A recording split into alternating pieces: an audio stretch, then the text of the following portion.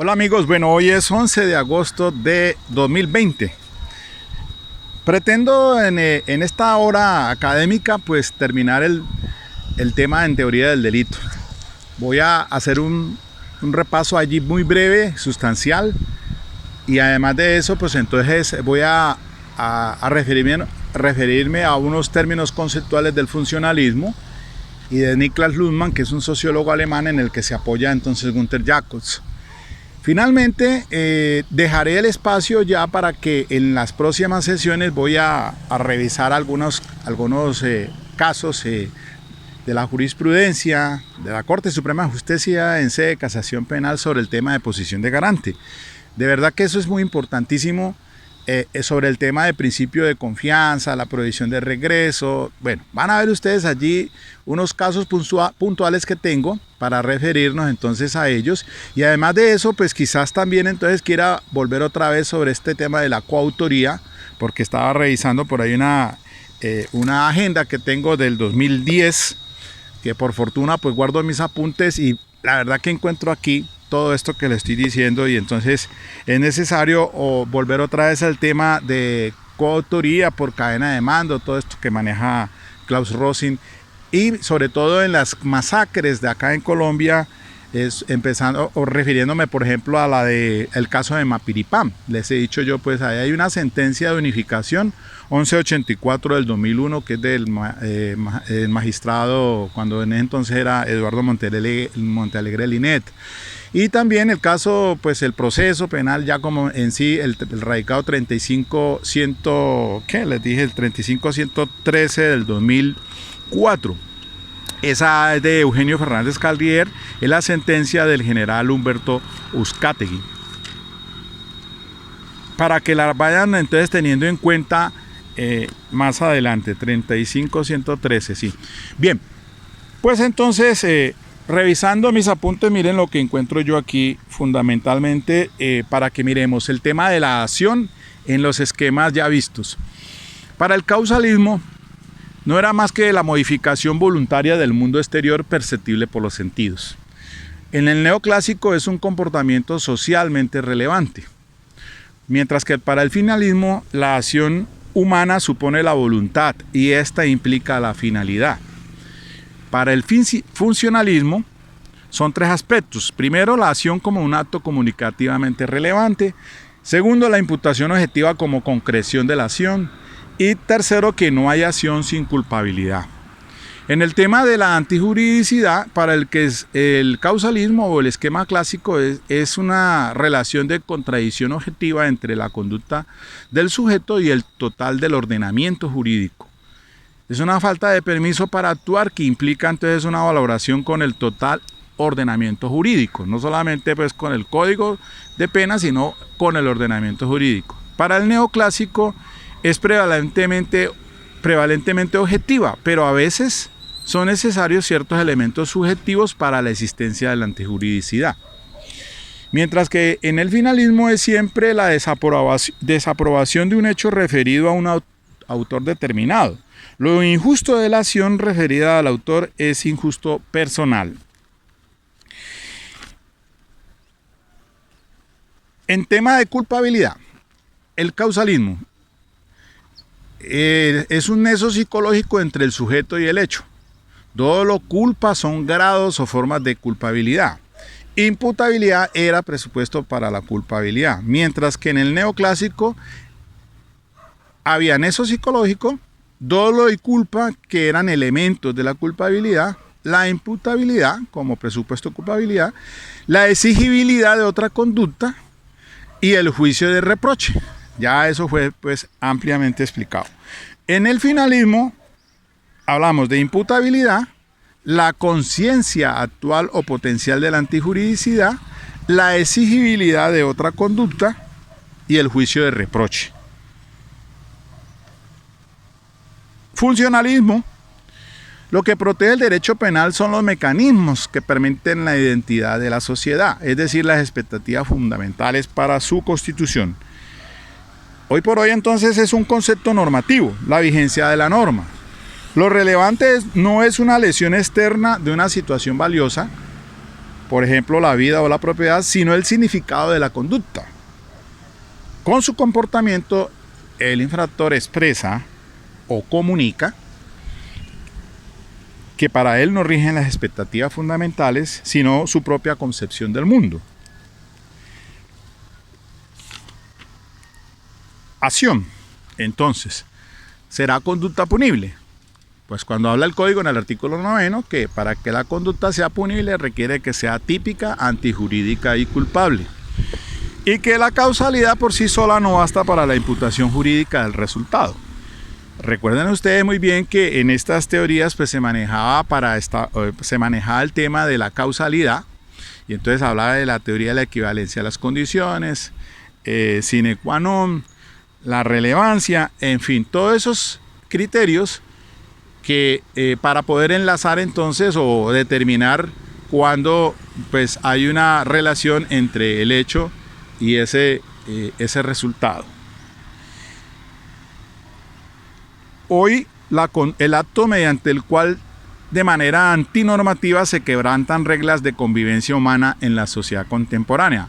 Por eso les he repetido muchas veces que solo se responde por conductas o resultados que debo evitar o desarrollar en virtud de mi ámbito de responsabilidad y que se desprenden de las posiciones declarantes. Ese es el criterio con que hoy en día entonces se debe manejar el tema de la responsabilidad penal.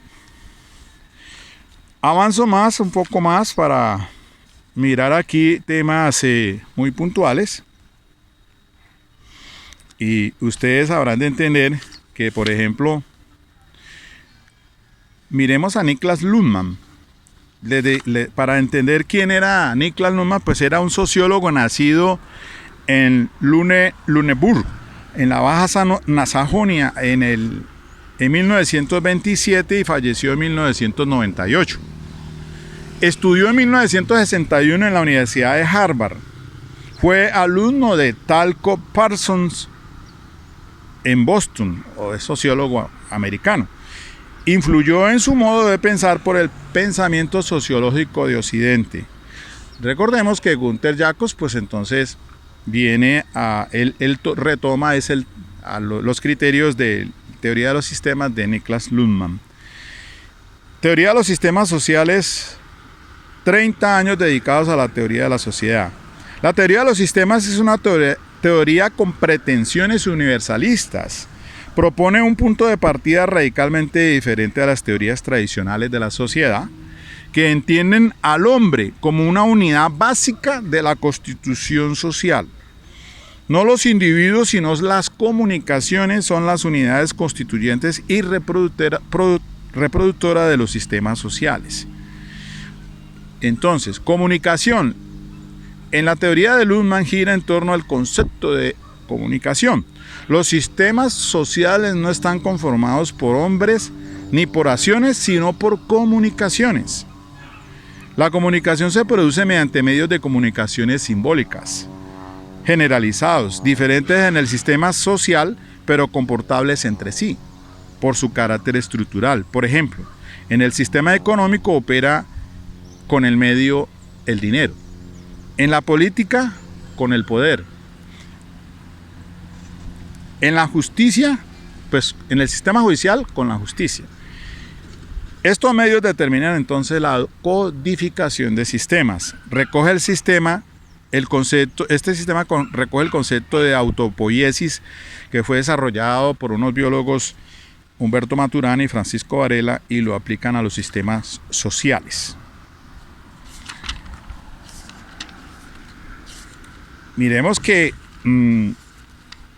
Niklas Luhmann entonces dice que el núcleo de la teoría de Luhmann son las sociedades contemporáneas. Incorpora los avances recientes de las teorías de los sistemas para explicar la complejidad creciente en las sociedades modernas. Para Luhmann existe básicamente 3 sistemas: los vivos, los psíquicos y los sociales, que se diferencian de su propio tipo de operación y el modo en que reducen la complejidad. Para sobrevivir, un sistema debe establecer una relación concordante entre su propia complejidad con la del medio ambiente.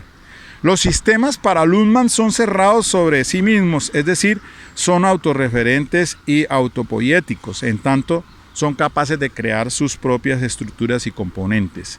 El fenómeno que observa Luhmann es la diferenciación progresiva de las sociedades a lo largo de la evolución temporal en diferentes subsistemas sociales, en derecho, política, economía, educación, religión, etc.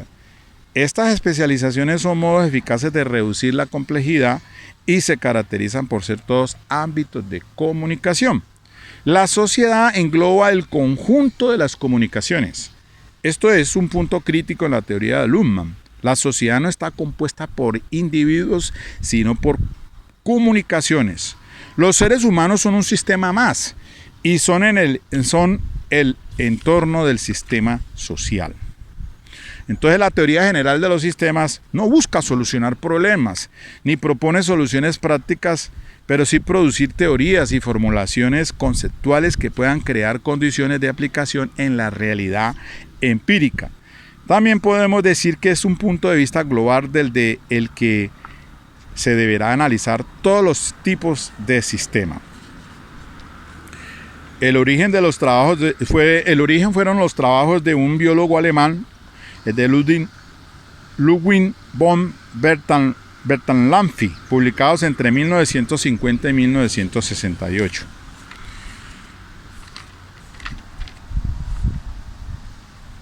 Para el sistema funcionalista sistémico de Günther Jacobs, el bien jurídico penal que debe proteger el derecho es la firmeza de las expectativas normativas esenciales frente a la decepción.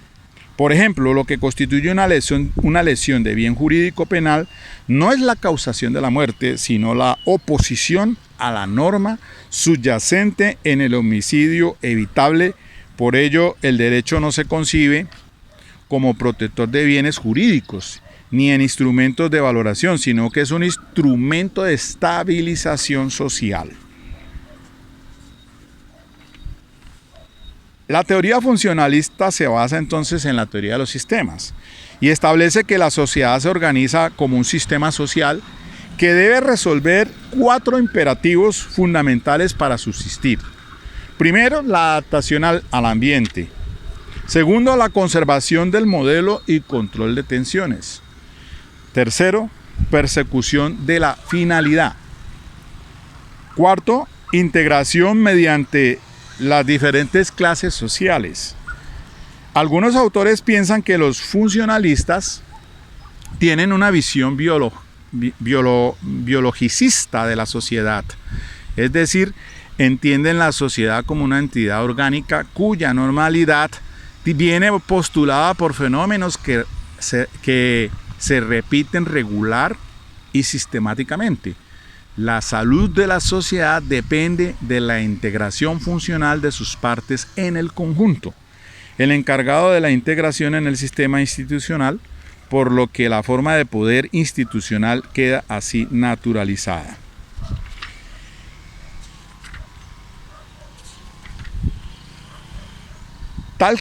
Talcott Parsons fue un sociólogo estadounidense, nacido en 1902 y fallecido en 1979. Siglo XX, sobre la teoría estructural funcionalista, y de allí entonces es que también retoma los Niklas Luhmann cuando va a Harvard, porque Talcott Parsons fue profesor de Harvard. Entonces se dice que fue uno de los mayores exponentes del funcionalismo estructuralista en sociología. Dicha teoría sostiene que las sociedades tienden hacia la autorregulación, así como a la interconexión de sus diversos elementos, valores, metas y funciones. La autosuficiencia de una sociedad están determinados por necesidades básicas, entre las que se incluían la preservación del orden social, el abastecimiento de bienes y servicios, la educación como socialización y la protección de la infancia. Lo que pasa es que, mis queridos amigos, pues para uno, en el derecho penal moderno, hoy por hoy, con el tema del funcionalismo, pues yo creo que es necesario pues uno entender conceptos y criterios no solamente pues referidos exclusivamente a teoría del delito, sino que ahora pues hay que decir dinámica la situación, y por eso recomiendo que si ustedes pueden hacer estudios en criminología, pues qué bueno sería, porque como es una rama muy interdisciplinaria, porque se ven factores o se estudia antropología, sociología, psicología. Yo pues tuve la oportunidad y fue lo primero que hice acá en la Universidad de Santiago, porque no había en las especializaciones para esa época, de la década del 80. Y por eso entonces, no sé, en clase de criminología mirábamos a Emilio Durkheim, un estadounidense también muy influyente en el tema, por lo menos ahora que en de la anomia, que esa es otra cuestión pues para explicar muchos comportamientos sociales. Incluso tiene una obra muy importante Emilio Durkheim sobre el suicidio, y que cobra mucha vigencia a veces en esos temas, porque en el suicidio influye muchas veces hoy en este tema de la pandemia, por ejemplo. ¿Cuántos no se están suicidando frente a esa situación? Entonces hay una presión de tal, y uno encuentra explicaciones a nivel sociológico. Pues de allí pienso yo que ese es el núcleo central en el que Günter Jacobs se apoya básicamente para poder entonces estructurar esta nueva dogmática penal después de Hans Belsen con el esquema finalista. Decíamos y hablábamos, por ejemplo, del tema del comportamiento desviado. Estudié en estudios de criminología hace 20, 30 años. Y había que hacer estudios sobre Edwin Sutherland y Donald Cressey, también, además de Emilio Durkheim y de Merton, en teoría de la anomia. La moral y la solidaridad son por ello, junto con la anomia, los temas centrales de la sociología. Se consideraba en ese entonces. La anomia es el estado de desintegración social originado por el hecho de que la creciente división del trabajo obstaculiza cada vez más un contacto lo suficientemente eficaz entre los obreros, por lo tanto una relación social satisfactoria. Bueno, en fin, la anomia es un estado social que está caracterizado por un debilitamiento general de la conciencia colectiva, en el que se vuelven pocos claros los fines de accionar. Y se veía a Merton también, mirábamos a Merton, que decía: se llega al comportamiento desviado si no existe un equilibrio entre valores y normas por un lado y los medios institucionalizados para alcanzarlos. La asociación diferencial de Sutherland, miren ustedes unos criterios importantes. Tanto el comportamiento desviado como el conformista son aprendidos en el cargo del mismo proceso, o sea, como una interacción con otras personas en una relación de comunicación. Es una teoría general de aprendizaje del comportamiento. Y mirábamos y estudiábamos sociología criminal, la teoría de la subcultura de la Escuela de Chicago, la teoría de la asociación diferencial, la que acabo de decir, de Edwin Sutherland, la teoría de la anomia. Bueno, todo eso, mis queridos amigos, pues tiene y guarda mucha relación para uno poder pues entonces entender estos conceptos. Bueno, ¿cómo estamos de tiempo? Creo que estoy en 18 minutos, sí estoy bien. Y creo que miren ustedes pues lo que está hoy sucediendo, y uno dice, frente a juicios de reproche y cuestiones como elementos de la culpabilidad.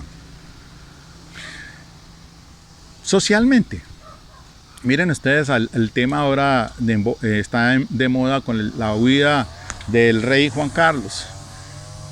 Este señor ahora en la picota pública por la cuestión de que unos dineros que recibe, que si son del erario público, que no pagan impuestos, y el juicio de reproche que se hace en los mismos medios de comunicación, uno escucha decir eso. Como un señor un monarca, pues, ¿por qué hace eso y con qué necesidad? Es decir, que una persona que lo tiene todo, sin embargo, mire lo que se presenta. Y si nos vamos ahora aquí, por ejemplo, en Colombia, Ahora, esta mañana escuchaba yo el tema de que van a abrir la investigación al alcalde de Cartagena porque pues instigó a que salieran con este tema normativamente prohibido ahora de hacer despliegues de multitudes, y sin embargo estaban que se apoyara a Álvaro Uribe por el tema de la detención preventiva domiciliaria.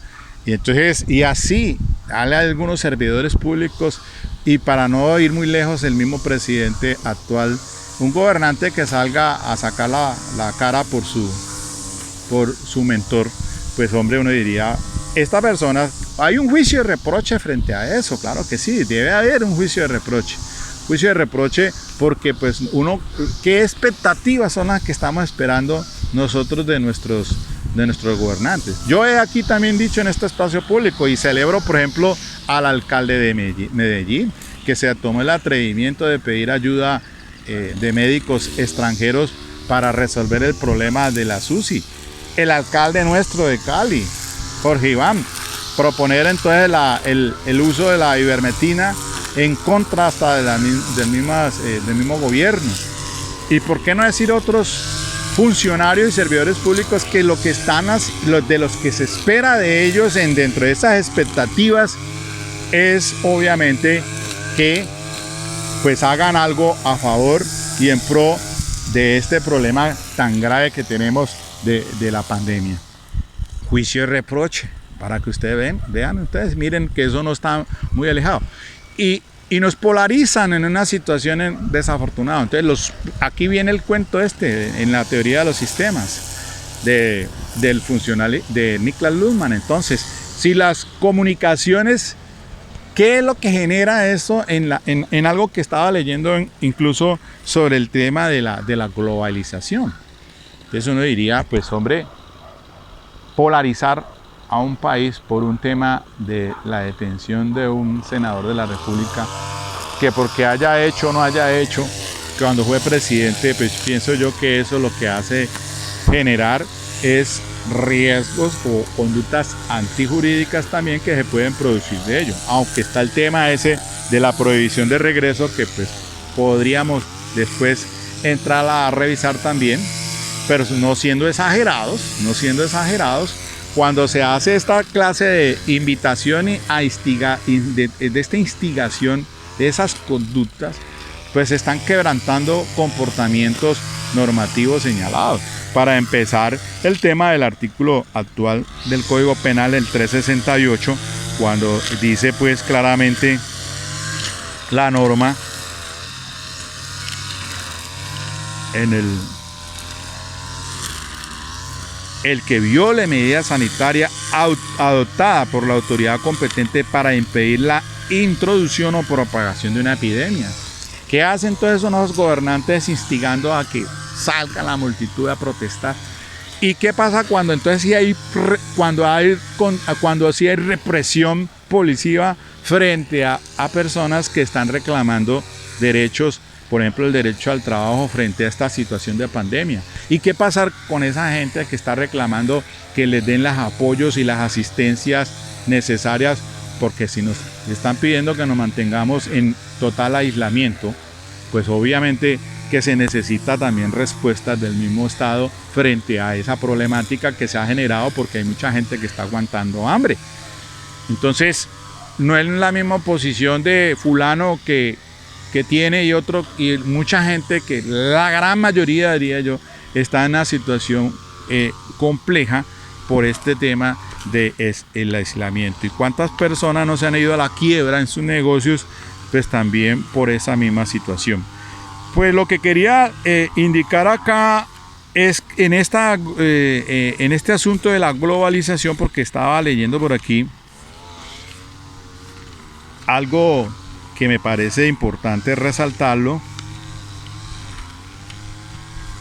y mire lo que encuentro aquí en este tema.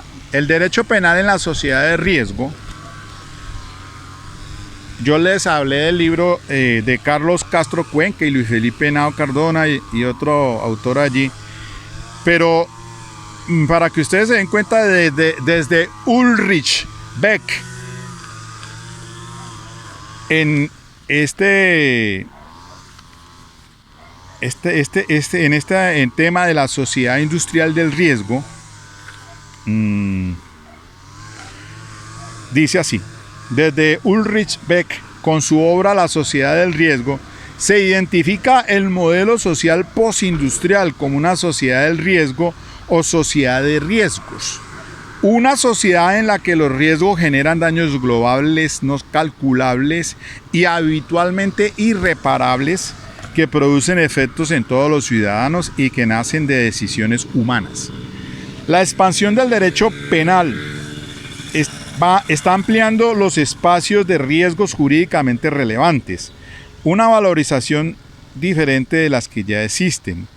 Y mire, en este tema de su relevancia en materia jurídica, porque yo les dije a ustedes que le vieran la conferencia de el tocayo Miguel Polaino, el jurista español, que habló en días pasados en la conferencia que trajo CESJUL y en coordinación con el Colegio de Abogados Penalistas de Colombia sobre el tema de imputación objetiva, pero resulta de que nos resultó hablando fue del tema del derecho penal del enemigo y apenas hizo ahí un barniz muy breve sobre la cuestión de esta teoría de la imputación objetiva, pero me llamó mucho la atención en el tema, claro, del derecho penal del enemigo, porque tiene toda la razón en el concepto esto de la creación de ciertas conductas de peligro abstracto,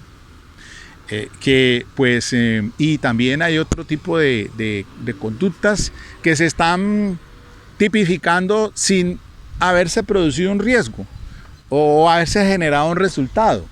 Entonces, pues sí, decimos por ejemplo en la cuestión del porte ilegal de armas. Sí, eso es un delito que atenta contra la seguridad pública. Y cuando uno encuentra juicios de reproche a los jueces para sancionar a estas personas que los cogen con ese porte, le dicen, no, este es un peligro para la sociedad porque realmente usted tiene esa arma y con esa va, seguramente, así dicen, es una presunción juris et de jure, que no emite prueba en contrario para ellos, de decir que entonces esa persona va a matar o va a robar.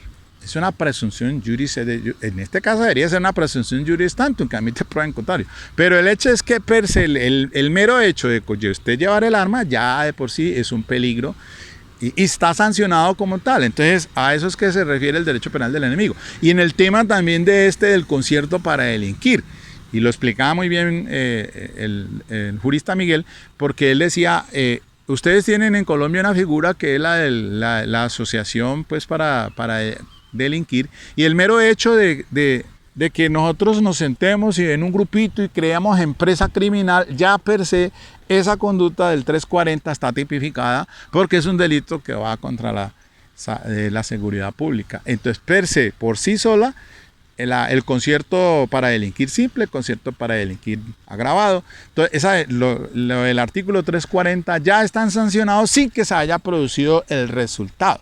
Entonces, a eso es que se refiere en esta vaina del derecho penal del enemigo. La relevancia en materia jurídica, mire, se eliminan los espacios de riesgos permitidos. Claro, cuando tratamos el tema de la creación de riesgos jurídicamente desaprobados y la concreción de ese riesgo en el resultado, en esto de la teoría de la imputación objetiva, es que al derecho penal no le importa nada los riesgos permitidos, claro. Y entonces ahí les hablaba de competencia por organización y el competencia institucional, que son los criterios que saca pues Gunther Jacobs con sobre todo los que hacen parte de esa universidad de Bonn, la que llamaba la Escuela de Bonn. Entonces, criterios de competencia por organización en el que usted puede organizarse, y si usted va a organizarse o va a crear riesgos en esa organización, debe asumirlos. Y entonces ahí viene todo el tema de la creación de salvamento y de la injerencia, porque son de la creación de riesgos. Esa es la institución negativa, la de no dañar. Y entonces diferente a la institución positiva, la competencia institucional, que es la de ayudar o de tener una vida en común, en sociedad, padres con hijos, instituciones, educadores, bueno, todo el tema que ya pues quedó ampliamente señalado. Entonces, por eso lo de la relevancia en materia jurídica es que se eliminan los espacios de riesgos permitidos. Listo. Entonces, si está dentro del riesgo permitido, pues no hay problema. Entonces, por eso hay los criterios frente a para determinar cuál es la creación del riesgo jurídicamente desaprobado. Que, pues, el riesgo permitido, las acciones a propio riesgo, principio de confianza y prohibición de regreso. Temas que, pendiente pues, para que miremos ya tengo los radicados de esos casos de la Corte Suprema de Justicia en los que se resuelven esos temas dentro de lo que ya pues tenemos el artículo 25 de nuestro código, la ley 599 de 2000, sobre posición de garante, sobre esos 4 aspectos ahí señalados exclusivamente para delitos que atenten contra la vida y de carácter sexual. Entonces, relevancia en materia jurídica. Primero, se eliminan los espacios de riesgos permitidos. 2, incrementa apreciación de infracción al deber de cuidado. Tercero, se constata una ampliación de la comisión por omisión en virtud de la figura de la injerencia como fundamento de la imputación. Cuarto, se incrementa la tipificación de los delitos de peligro. En esta globalización, Beck-Ulrich dice que aquella que engloba los procesos por medio de los cuales los estados nacionales soberanos se interrelacionan mediante actores transnacionales y sus respectivas alternativas de poder orientadas identidades y otras variables. Los actores transnacionales, ¿cuáles son? Primero, las multinacionales. Segundo, las organizaciones no gubernamentales. Y tercero, las Naciones Unidas. Globalización se puede describir como un proceso que crea vínculos y espacios sociales transnacionales. Revaloriza culturas locales y trae a un primer plano terceras culturas. Un derecho penal de la sociedad postindustrial en un mundo globalizado y cada vez más integrado internacionalmente será crecientemente unificado, pero menos garantista. Entre paréntesis, se flexibilizan las reglas de imputación. Cierro paréntesis. Y se relativizan las garantías político-criminales, tanto sustantivas como las procesales. El derecho penal de la globalización es esencialmente práctico en el sentido de que lo que se busca es dar una solución uniforme a la criminalidad transnacional que evite la creación de paraísos jurídicos penales, flexibilización de categorías y una relativización de principios. La globalización como fenómeno económico no se limita al ámbito de la macrocriminalidad. Los movimientos de capital y mano de obra van determinando el nacimiento de un subproletariado, al cual se puede achacar a un incremento de la delincuencia patrimonial de pequeña y mediana entidad. Existe una dimensión no tecnológica de la sociedad del riesgo, sociedad competitiva con gran desempleo o marginalidad, choque de culturas, migraciones. Ahí las migraciones, recordemos aquí con el problema que he tenido pues a raíz de la llegada de muchos venezolanos y eso ha incrementado, claro, criminalidad. Se ha ampliado la ley y el orden a sectores sociales más amplios. Beck-Ulrich en la sociedad industrial de riesgo dice, la tesis es mientras que en la sociedad industrial la lógica de la producción de riqueza domina la lógica de la producción de riesgos. En la sociedad del riesgo se invierte esa relación. En la sociedad del riesgo el objetivo es que todos han de ser protegidos del peligro. Estamos en 3 crisis. Primero, una inmanente al derecho penal moderno. Libertad versus seguridad. Segundo, legitimidad del derecho penal y su dogmática.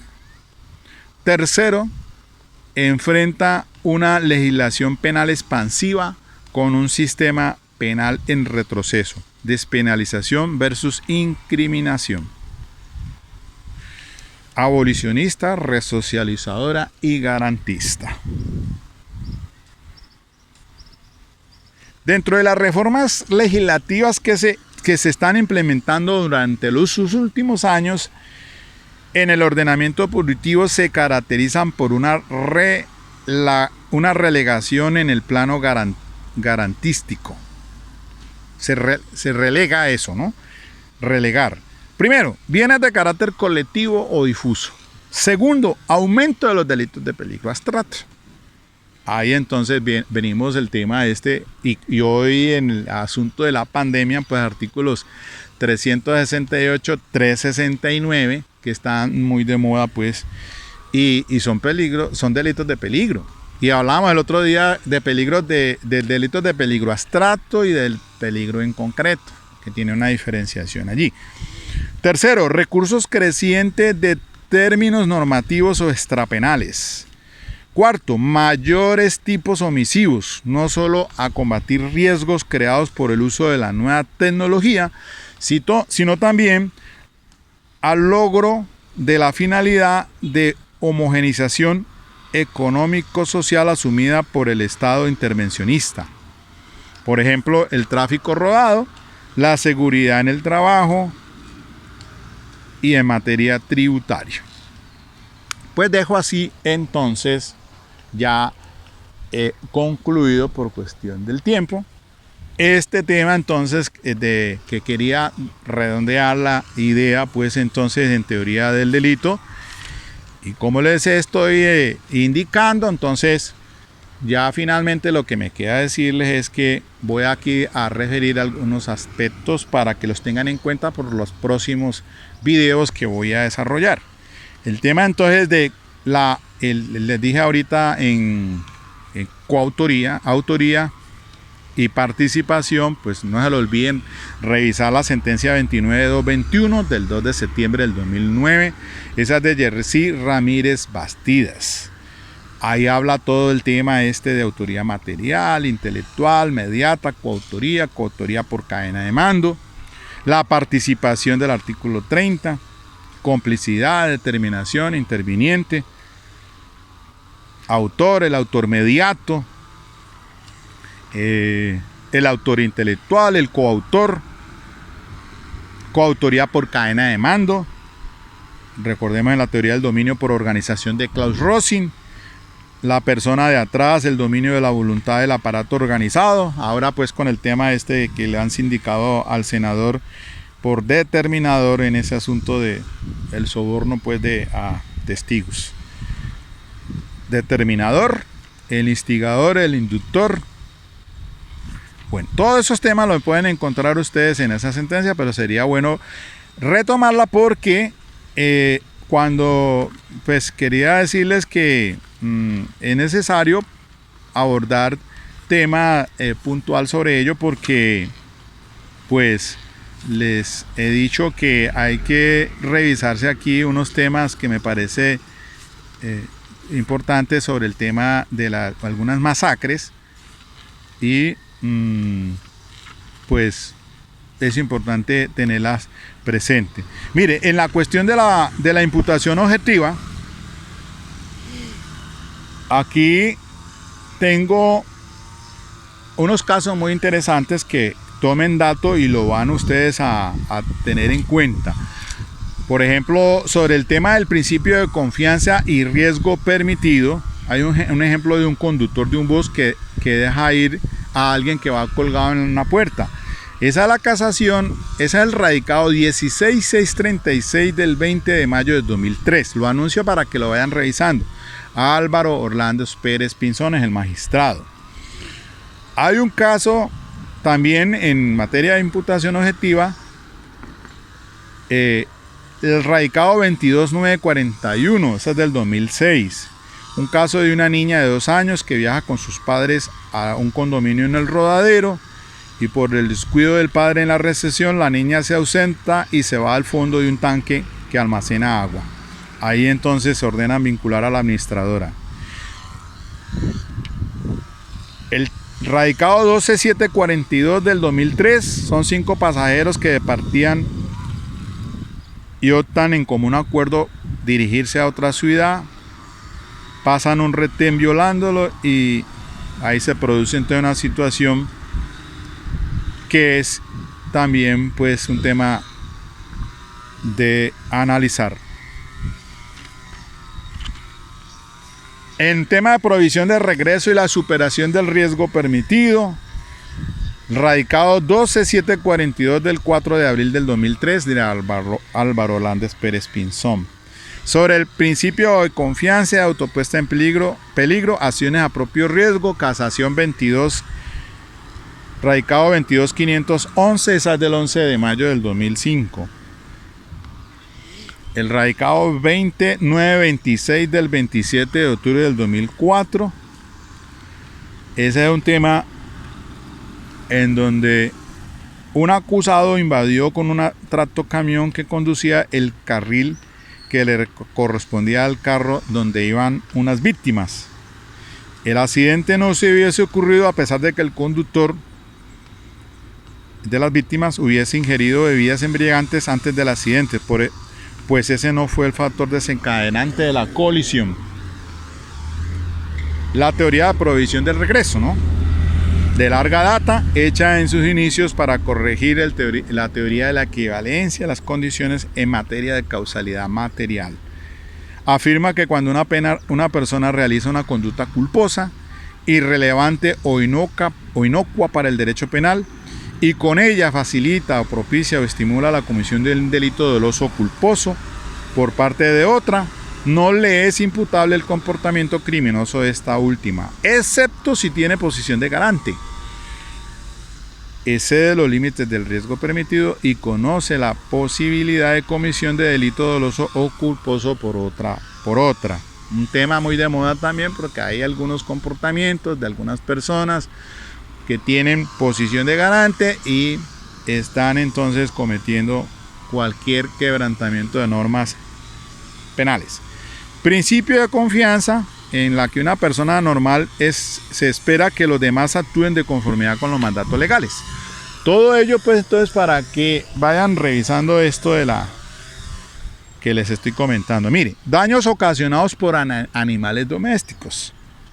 Tema que qué chévere esta en una providencia muy importante allí, me acuerdo, en el que unos perros matan a una niña que entró a una finca, toda vez porque por descuido, creo que no recuerdo bien si fue la dueña de la finca, el papá de la niña era el trabajador de la finca, pero pues como que conocía a los perros la niña, pero la dejaron sola y los perros le producen pues graves heridas, produciendo la muerte. Fenómenos denominados, aquí están daños ocasionados por animales domésticos, les decía. Entonces para ello pues hay que revisar la ley 746 del 2002 y la sentencia C692 del 2003. Quien tiene a su cargo el animal responde penalmente con fundamento en la posición de garante. Es el radicado 26409 del 4 de febrero del 2009, ponencia del magistrado Sigifredo Espinosa Pérez. Tema para revisar. El del homicidio culposo y negligencia médica, también tema que se refiere pues a lo que estamos revisando acá de imputación objetiva. Hay un radicado aquí importante, 27388 del 8 de noviembre del 2007, del magistrado Julio Enrique Socha Salamanca, sobre los fenómenos denominados compensación de culpas y concurrencia de conductas. Este último, superación de aquel. La discusión sobre la responsabilidad de los concurrentes se resuelve acreditándola a quien haya hecho aporte definitivo. Bien. Bueno, les decía así, el tema de la coautoría, ya finalmente va a cerrar aquí el espacio. Es de la coautoría impropia por división de trabajo. Tema muy importante también para revisar. El caso de la masacre de Machuca o Fraguas, radicado 23825 del 7 de marzo del 2007 de Javier Zapata Ortiz, magistrado. El caso del Campín también sobre un tema muy importante en procesal, la radicación 25920, me acuerdo yo, del 2001. En esa providencia también unos temas muy interesantes en materia de procesal penal, ahora pues con el sistema penal acusatorio. Estos son los hechos ocurridos el 18 de octubre del año 98 en el municipio de Segovia, Antioquia, cuando el ELN atentó contra un oleoducto y murieron más de 100 personas incineradas. El caso de la masacre del 21 de agosto del año 99 se conoce como la masacre de la Gabarra, radicado 24448 del 12 de septiembre del 2007. La masacre de Tibú, también hubo 7 muertos allí, radicado 28017 del 14 de noviembre del 2007. Julio Enrique Chocha, Salamanca. 3 casos puntuales y el de Mapiripán, pues es la sentencia del caso de la masacre de Mapiripán entre el 15 y 20 de julio del año 1997 por los paracos que mataron, pues allí asesinaron. Y era entonces, ahí fue judicializado el general Humberto Uzcategui en ese radicado 35113 del 2004, ponencia de Eugenio Fernández Carlier. Una decisión muy interesante también porque se trabajó el tema del error de prohibición. Pedían que 4 magistrados apoyaron que era vencible y que se castigara con dolo atenuado para que quedara en 25 años, pero finalmente la corte pues dijo que no y quedó en 37 años la pena contra el general Humberto Uzcategui, que eso ha tenido de todo allí pues frente a esa decisión judicial también. Y pues no sé, de todas maneras, como todos estos temas están en boga, pues no sé ahora qué irá a salir a decir Eduardo Montealegre Liné, porque pues por él les dije a ustedes que en un video, no sé si eso fue cierto o no es cierto, pues que después de que pasara la pandemia iban a entablar denuncia penal contra Álvaro Uribe por el tema de la masacre de la Granja y del Aro, creo, sí, cuando era, según el gobernador de Antioquia. Pues no sé si es populismo o va a ser tema que ahora pues como está enredado el senador por este tema con el abogado Cadena, pues que ya pues de por sí eso ha generado toda clase de reacciones. Ahora qué tal entonces si el señor el fiscal general de la Nación, Eduardo Montealegre, dice que va a denunciarlo porque se da el tema, como él fue el ponente de esa sentencia de unificación 1184 del 2001, pues justamente en este tema de la posición de garante de conducta de omisión por omisión de los militares en justicia penal militar, y ahí pues lo dice en ese video, él dice que ahí el senador hoy, antes gobernador en entonces, tenía la posición de garante y que debe entonces responder por esas conductas sé que se generaron pues en esas 2 masacres allí. No sé, esperemos a ver qué pasa, pero pues esto está hoy en la mesa puesto. Ya sabemos muy bien entonces que se están dando toda clase de situaciones allí y justamente pues cómo son las cosas, no sé. Ahora que aparece otra investigación que ya según escuché esta mañana, pues el Consejo Nacional Electoral porque pudo haber existido un fraude en la elección del señor ahora presidente Duque, tema que también estará ocupando interés general. Y todos estos asuntos que pues los traigo a una colación porque guardan relación con lo que estoy aquí revisando. Finalmente entonces quiero despedirme de ustedes y espero pues que esto sea de mucha utilidad. Ahí les dejo esos datos, por favor, socialícenlos, multiplíquenlos. Gracias a todos los que me dan apoyo Yo soy un influencer del derecho penal, o youtuber, pues sí. ¿Qué hago con esto acá? No solamente es difundir un pensamiento, esto no lo hago con fines ni económicos, ni políticos, ni religiosos, nada que ver con eso. Yo soy ajeno a esa situación, simplemente trato temas pues de interés y lo que quiero generar en la nueva generación que viene aquí detrás de mí, pues es que le cojan pasión por estos temas del derecho penal. Chao.